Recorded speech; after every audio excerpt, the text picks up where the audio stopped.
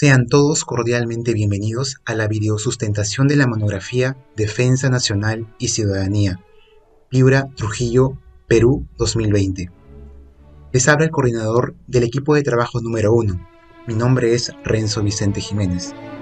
Los autores de la monografía son los siguientes: Ángel Montalvo, Aya Yemperiche, Carlos Campos, Carlos Gonza, Daniela Herrera, David Segarra, José Gálvez, Juliana Villarreyes, Carla Paredes, Leslie Timaná, Madeleine García, María Fernanda Torres, Omaira Carranza, Romina Ferrer y quien les habla, Renzo Vicente. Este trabajo fue realizado en el marco de la asignatura Realidad Nacional y Regional, bajo la tutela de la docente Magíster Alicia Paloma Chico Picasso. Esperemos puedan disfrutar de la siguiente videosustentación. Capítulo 1. Defensa Nacional.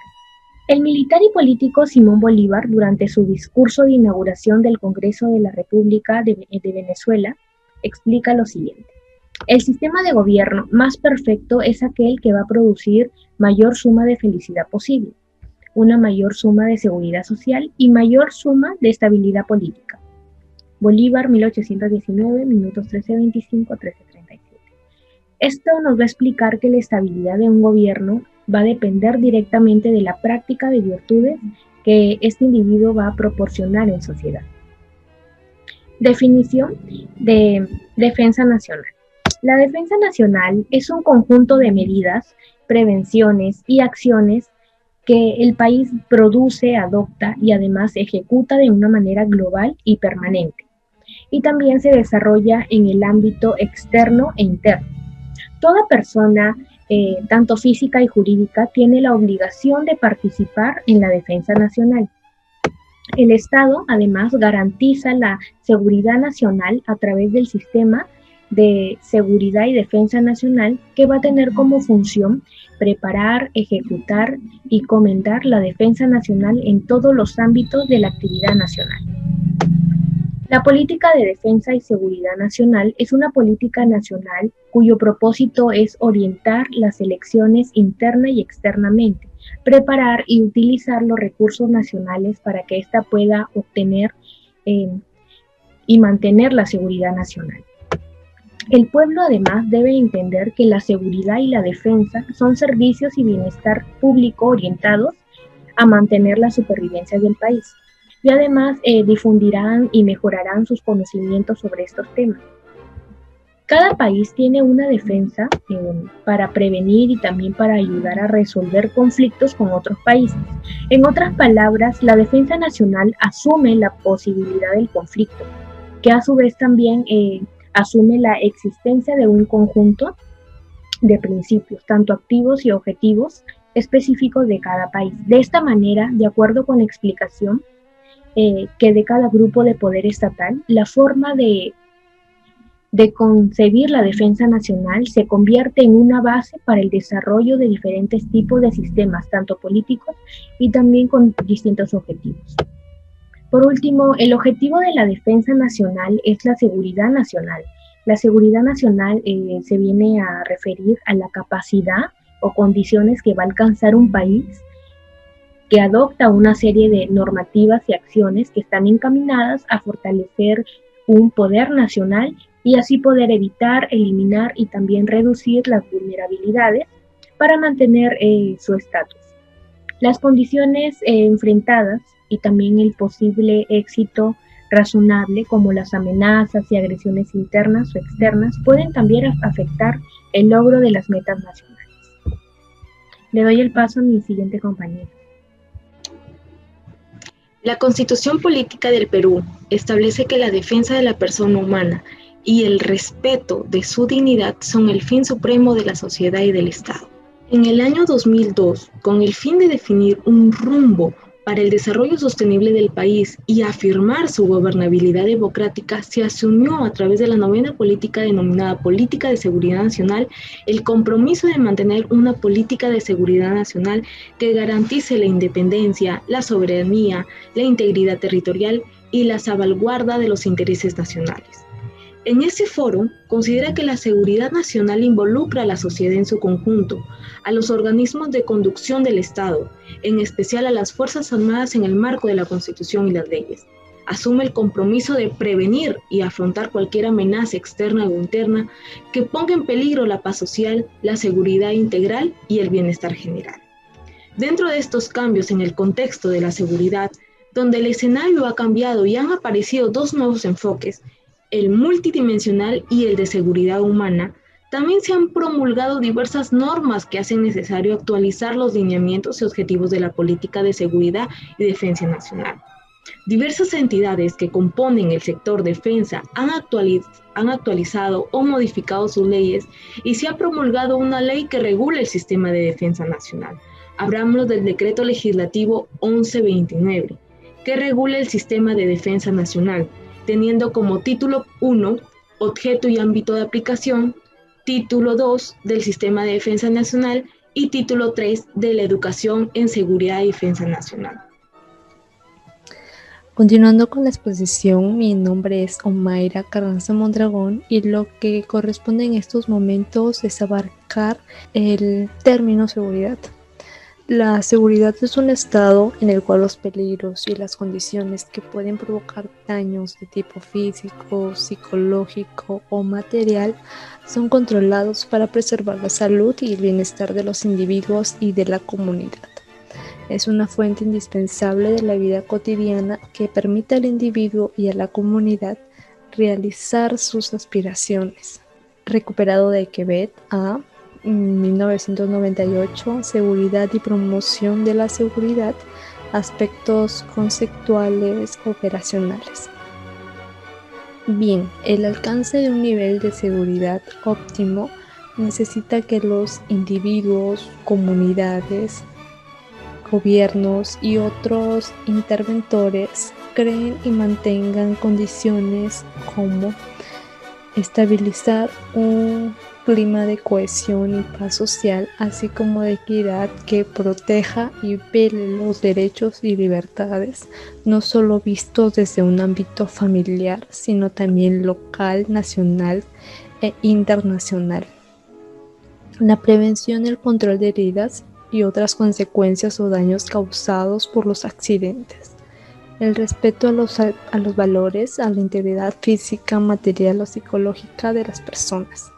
El acceso a medios eficaces de prevención, control y rehabilitación con la finalidad de asegurar la presencia de las tres primeras condiciones previamente expuestas. Si bien es cierto que existen diferentes tipos de seguridad y todos ellos referidos a diversas actividades con ciertas connotaciones que las desvinculan unas con otras, referimos, por ejemplo, que dentro de la carrera profesional de Derecho se habla mucho de una seguridad jurídica como aquella predictibilidad de los efectos desencadenados por una acción u omisión de una norma o ley. Sin embargo, ya entrando un poco en materia, lo que interesa abarcar en estos momentos se encuentra estrechamente relacionada con la defensa nacional, debido a que dentro de este ámbito es el Estado quien diseña a través de lineamientos generales, los cuales sustentan la política de seguridad y defensa nacional. Gracias. La política de seguridad nacional en el Acuerdo Nacional 2002 interpretaron los intereses y aspiraciones de la nación con la participación de representantes de organizaciones de la sociedad civil y del Estado, señalando como objetivo que se comprometían a mantener una política de seguridad nacional que garantice la independencia, soberanía, integridad territorial y la salvaguarda de los intereses nacionales, considerando que esta era una tarea que involucra a la sociedad en su conjunto, a los organismos de conducción del Estado, en especial a las Fuerzas Armadas, en el marco de la Constitución y las leyes. Es por ello que la Organización de las Naciones Unidas ha impulsado el enfoque de seguridad humana. La idea de seguridad humana apareció por primera vez en el enfoque sobre derecho sobre Desarrollo Humano de 1994 del Programa de las Naciones Unidas, donde se planteó una noción de seguridad diferente a la defensa del Estado soberano y sus intereses. La seguridad humana relaciona la seguridad ya no con los estados, sino con las personas y las preocupaciones de la vida cotidiana. Se entiende como una condición de libertad respecto al miedo y libertad respecto a las necesidades. Ahora hablaremos sobre amenazas para la nación. Primeramente, déjenme decirles qué es delincuencia. Delincuencia es la acción de delinquir. De ahí también decimos que es la persona que viola la ley, y también a estas acciones se le llaman delitos. De ahí hablamos de lo que es sociedad. Bueno, sociedad es el concepto, lo que viene de un conjunto de personas, la convivencia, que eso se llama convivencia. Los individuos también viven de una manera organizada, a veces también donde hay comunicación, donde en la misma sociedad hay cooperación. Entonces, ¿qué tiene que ver la delincuencia con la sociedad? Realmente la delincuencia para mí hoy en día afecta lo que es a la sociedad. Realmente la delincuencia afecta a la sociedad. Es por eso que nuestra sociedad llega a un punto crítico en que es parte realmente de nuestro diario vivir. Es de suma importancia reconocer que la delincuencia es un problema social. Realmente afecta a todos nuestros países. Realmente llega a ser un gran problema en la sociedad. Esto de la delincuencia con la sociedad. Una persona llega a robar porque no hay una buena formación, no hay una buena no hay buenos valores, buena educación de casa. Entonces, realmente nuestro país define la delincuencia como el conjunto de infracciones de fuerte incidencia social cometidas contra el orden público. Realmente se ha oído casos que la delincuencia viene desde menores. Hoy en día los casos llegan a decir que menores de edad han matado, han robado. Entonces eso es algo muy lamentable para nuestro país. Por último, entonces mi conclusión es que estos robos, estos fraudes, estas violaciones, vandalismo, realmente el país debería tomar una fuerte decisión, más seguridad, más educación, y debería haber, para mí, más preocupación del país. En este caso, nuestro Perú debería poner más orden. Buenas tardes, mi nombre es Ángel Montalvo y siguiendo con la exposición pasaremos al capítulo 2, Derechos Humanos. Bueno, definición de derechos humanos. Los derechos humanos son derechos inherentes a todos los seres humanos sin distinción alguna de raza, sexo, nacionalidad, lengua, origen étnico, religión o cualquier otra condición. Entre los derechos humanos se incluyen el derecho a la vida, a la libertad, a no estar sometido a ni una esclavitud ni a torturas, a la libertad de expresión, de opinión, a la educación y al trabajo, entre otros muchos. Estos derechos corresponden a todas las personas sin discriminación alguna. Pasando al concepto de derechos humanos, esto nos dice que los derechos humanos son todos aquellos atributos y facultades que permiten a las personas reclamar cuanto necesita para vivir de manera digna y cumplir con los fines propios de la vida en comunidad. Son las condiciones básicas de carácter espiritual y material necesarias para el desarrollo integral del ser humano en las diferentes etapas de su vida. Continuando con la exposición, yo les hablaré sobre los derechos internacionales. Se dice que para entender un poco más del tema, tenemos que tener en claro qué significan los derechos. Estos son inherentes a todos los seres humanos sin distinción alguna, raza, ya sea sexo, nacionalidad, origen étnico, lengua, religión o cualquier otro tipo de condición. Se dice que se puede incluir la libertad y la vida y no estar sometido a nada. Entonces, ahora, si bien hablamos de los derechos internacionales, son quienes de manera obligada a los gobiernos, actuar de manera obligada a los gobiernos. Entonces, abstenerse de ciertas actitudes promoviendo los derechos y la libertad de las personas. Entonces, hay 4 tipos de puntos que voy a tocar. El primero es Declaración Universal de los Derechos Humanos, que se dice que este documento que marca que enmarca un hito en la historia de los derechos humanos. Se dice que esta fue proclamada por la Asamblea General de las Naciones Unidas en París en 1948. Y en los derechos de la economía, sociales y culturales, se dice que esta que busca promover y proteger el derecho a trabajar en condiciones muy favorables, ¿ya? Y que el nivel de vida sea muy adecuado. Con respecto a los derechos civiles y políticos, se dice que su primer protocolo fue facultativo, donde entraron a vigor en el año 1976. Y por segunda, su protocolo fue aprobado en 1989. Y por último, ni menos importante, está el Consejo de Derechos Humanos, que fue creado el 15 de marzo en el 2006 y por la Asamblea General, y está formada por 47 representantes. Entonces eso es todo lo que les tenía que hablar sobre los derechos internacionales, y le doy paso a mi compañero. Muchas gracias. Voy a darles a conocer acerca del derecho internacional de los derechos humanos.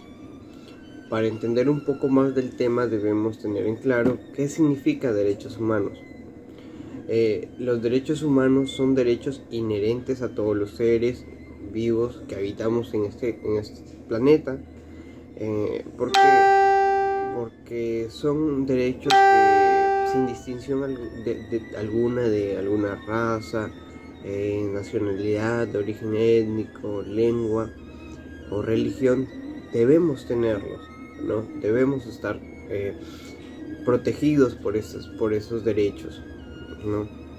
Aquí se puede incluir el derecho a la vida y el derecho a la libertad, ¿no? Ahora, si hablamos de los derechos internacionales, son quienes establecen de manera obligatoria a los gobiernos actuar o a no actuar, o abstenerse de actuar de ciertas actitudes, promoviendo los derechos y las libertades de los individuos o grupos, ¿no? Por ejemplo, en Perú está penada, no es correcto, o está prohibida la pena de muerte. ¿Por qué? Porque Perú ha firmado un tratado, que es el Tratado de San José de Costa Rica, ¿no?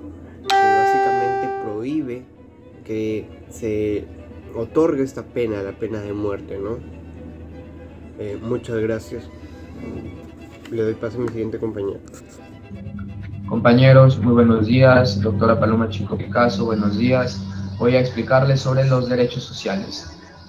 Primero voy a dar lectura y luego pasar a explicarles para que tengan un mayor entendimiento.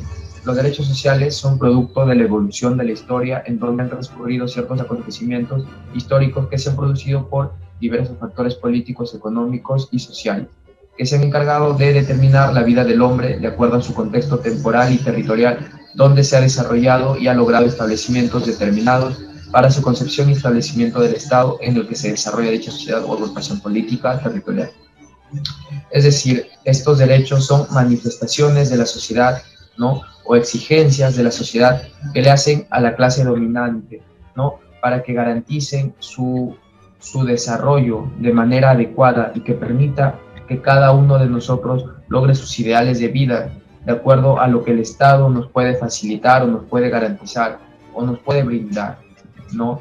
Es así como vemos estos acontecimientos. Uno de los hitos de la historia que ha marcado a la historia de la humanidad es la Revolución Francesa, ¿no? Donde se cambió de modelo de manera abrupta, ¿no? De manera drástica, pero que sirvió para que dejemos de ser como población esclavos u objetos, ya que le pertenecíamos los unos a los otros. Bueno, ahora voy a pasar a explicarles tres posturas de tres diversos autores, ¿no? Que hablan sobre la subsistencia. Es un derecho que consideran que debió de haber sido incluido como derecho fundamental. Bernard, en 1792, dice que es un axioma que faltó en la Declaración de los Derechos del Hombre y del Ciudadano de 1789, por lo cual defiende la consagración constitucional del derecho a la subsistencia en las modalidades de garantizar el trabajo al hombre apto y de garantizar el socorro gratuito al imposibilitado en trabajar. Por su parte, Maximiliano Robespierre, en su discurso sobre subsistencia de 1792, otorga a la subsistencia carácter de derecho imprescriptible del hombre, lo cual implica limitación necesaria de la propiedad privada. Y en la Constitución de Jacobs de 1793 establece en su artículo 2 que los principales derechos del hombre se reducen a dos: procurar la conservación de la existencia y la libertad, que vendría a ser lo mismo que la subsistencia, ¿no? Ellos consideran que la subsistencia es un derecho fundamental que debe de garantizar el Estado para que podamos desarrollarnos, ¿no? Sin preocupaciones, y que nos dediquemos plenamente a desarrollar nuestras capacidades o habilidades como persona para poder así tener una mejor sociedad, ¿no? Y vivir en armonía, ¿no? Quitándole la preocupación a cosas básicas que nos puede garantizar el Estado, como salud, trabajo o educación, ¿no? Bueno, debido al tiempo, eso sería todo de mi parte. Ahora pasará a mi siguiente compañero.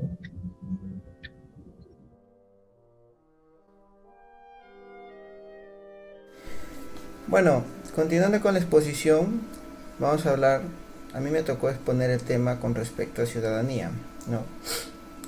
Para empezar, pues diremos que forma parte de la ciudadanía aquella persona, ¿no?, que vive en un territorio de manera jurídica, y pues esta también tiene por tanto una serie de derechos y también de deberes, ¿no?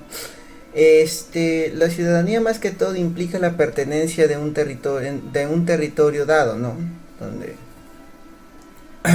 Entonces podemos decir que por definición la ciudadanía es la condición de una persona por la que ésta está validada, ¿no?, como miembro de un territorio, nación o país, ¿no? Y como país. Como hemos apuntado más arriba, como hemos mencionado anteriormente, la ciudadanía implica una serie de derechos y deberes en los cuales podrían ser, un punto importante sería conocer las leyes que regulan el sistema político de tu nación, ¿no? Otro punto sería contribuir a la sociedad como ciudadano o ciudadana, pensando a escala colectiva y no solo individual, ¿no? Otro punto sería importante más que todo, ¿no?, cumplir con las obligaciones jurídicas, ¿no? Y cabe recalcar también, ¿no?, que pues otro punto que también es de suma importancia, ¿no?, sería el poseer los derechos que dictan las leyes de tu territorio, ¿no? Entonces, por definición entendemos que ser ciudadano significa, más allá de las prácticas concretas, tener por un lado el derecho de reclamar, por lo tanto salir del plano subordinado, ¿no? Por otro punto también sería ejercer una práctica conflictiva pues vinculada al poder, ¿no? Que refleja las luchas acerca de quienes podrían decir que en el proceso podría darse o definir cuáles son los problemas sociales comunes y compuestos cómo serán abordados, ¿no? Gracias. Ciudadanía romana, una breve reseña histórica. El principio de ciudadanía reposaba en el origen y en el domicilio, es decir, que los antiguos romanos tenían una serie de derechos y obligaciones solo por el hecho de haber nacido en Roma. En primera época, pues, el derecho de civitas se confundía con el derecho de los quirites, una palabra muy antigua cuya etimología indicaba pertenencia a la curia o a pequeñas demarcaciones existentes en Roma. Esto se trata de un estatuto unitario que igualaba a todos los ciudadanos en derecho. Esto comprende ámbitos en el derecho público y privado, y también un conjunto de derechos en los que sobresalían el derecho a la libertad, el derecho a la milicia, el derecho al voto, el derecho a honores o a cargos públicos, el derecho a contraer matrimonio con un romano, entre otros, los cuales se perdían automáticamente al perder la ciudadanía. Y también solo el ciudadano gozaba del derecho de llevar a cabo una causa ante los comicios o asamblea del pueblo por medio de los magistrados competentes. Garrick afirma que la ciudadanía se adquiría por nacimiento, concesión o manumisión. Así, todo hijo de romano nació en un matrimonio legal romano. También lo era el individuo o la comunidad que recibían este privilegio como donación del pueblo o del emperador. Del mismo modo, todo esclavo liberado por un ciudadano recibía automáticamente la ciudadanía. En cuanto a las ciudades, cuando estos poseían la ciudadanía romana, se organizaban según el régimen denominado municipal, al cual había llegado a igualarse también a las colonias. Así pues, las colonias y municipios de ciudadanos romanos o latinos tenían sus propios senados, sus magistrados, y que solían ser dumviros y ediles, y sus sacerdotes de culto oficial. La creación de un municipio o de una colonia romana suponía unas veces la elevación de rango de una ciudad extranjera dominada a latina o romana, con lo cual la población indígena adquiría el derecho correspondiente, o bien una creación de ex novo, con aporte de colonos, que la mayoría de veces suponía que los indígenas asumían un estatus de incolae y eran tratados como peregrini, que esto es como indígenas vencidos. A continuación, mi compañera. Continuando con la exposición, hablaré acerca de la ciudadanía social, un punto muy importante. Bueno, pues la palabra ciudadanía en forma general viene a ser la persona que habita en un territorio estable y de forma legal. Y dicha persona tiene tanto como derechos y deberes en este territorio. Si hablamos de ciudadanía como derecho, esto quiere decir que cada persona tiene la condición de ser válido como un miembro de un territorio, nación o país. Si hablamos de ciudadanía y derecho, se puede decir que estas palabras deberían ser sinónimas, porque cada persona siempre tiene que ser partícipe de una sociedad en donde está habitando. Citando a García 2002, nos dice que la ciudadanía es un concepto que presenta el característico problema metodológico de la inconsensualidad, es decir, que la aplicación de la misma palabra, pero con el significado asimétricos en diferentes escenarios y discursos. Con lo que nos dice el autor, quiere diferenciar entre la palabra derecho y ciudadanía, pero el derecho abarca distintas ramas y la ciudadanía vendría a abarcar lo que es cada persona, habitante de un territorio, para que de esta manera pueda ser partícipe de una sociedad. Buenos días, profesora. Hablaré un poco sobre la ciudadanía cosmopolita. La ciudadanía cosmopolita relaciona los imperativos categóricos de la universidad con la misma condición del hombre. Quien dada su sociabilidad puede considerarse parte de la comunidad humana. Pero agrega que dicha sociabilidad se desarrolla al mismo tiempo que una resistencia constante que amenaza con disolverla.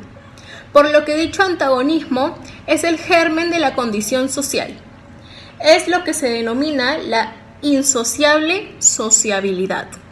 La ciudadanía cosmopolita establece una relación entre dos intenciones distintas.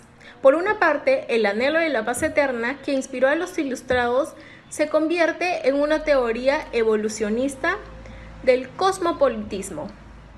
Por la otra parte, este aparece formulado mediante categorías jurídicas. Esto lo lleva a considerar que así como dentro de las sociedades, los hombres se organizan con el fin de proteger su propia seguridad e intereses. De la misma forma, los estados necesitan ser organizados de acuerdo con ciertas normas bajo una federación de estado. Juárez, 2014. Ciudadanía digital. Primero tenemos que saber qué es la ciudadanía digital.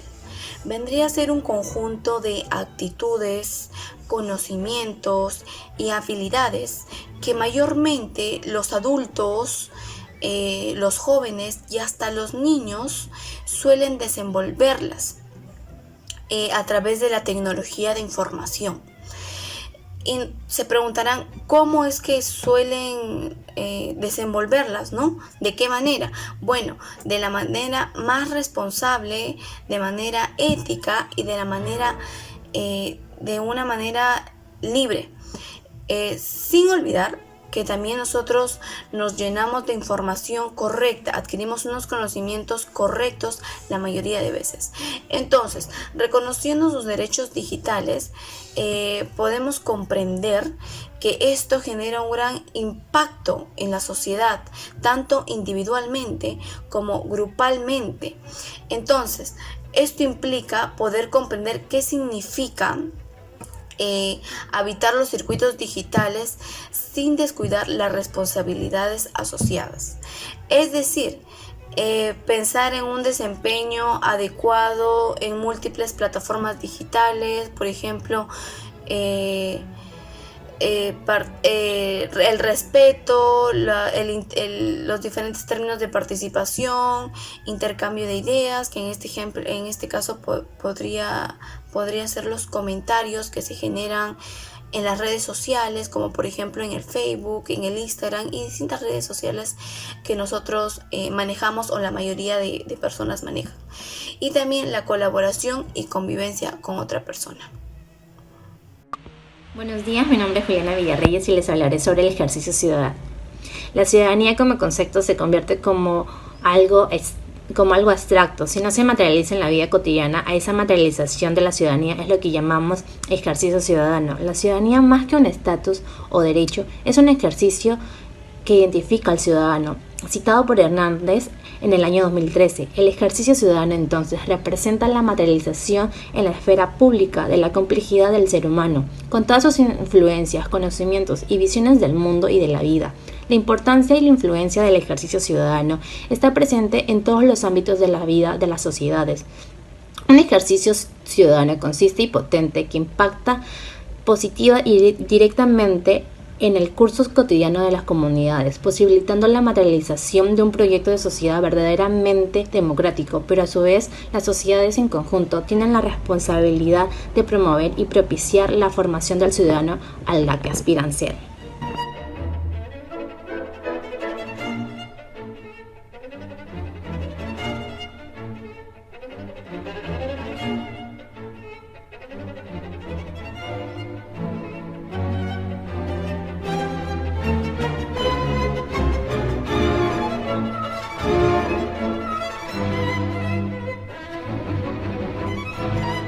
Esta es la lista de referenciación que hemos usado para elaborar el siguiente trabajo.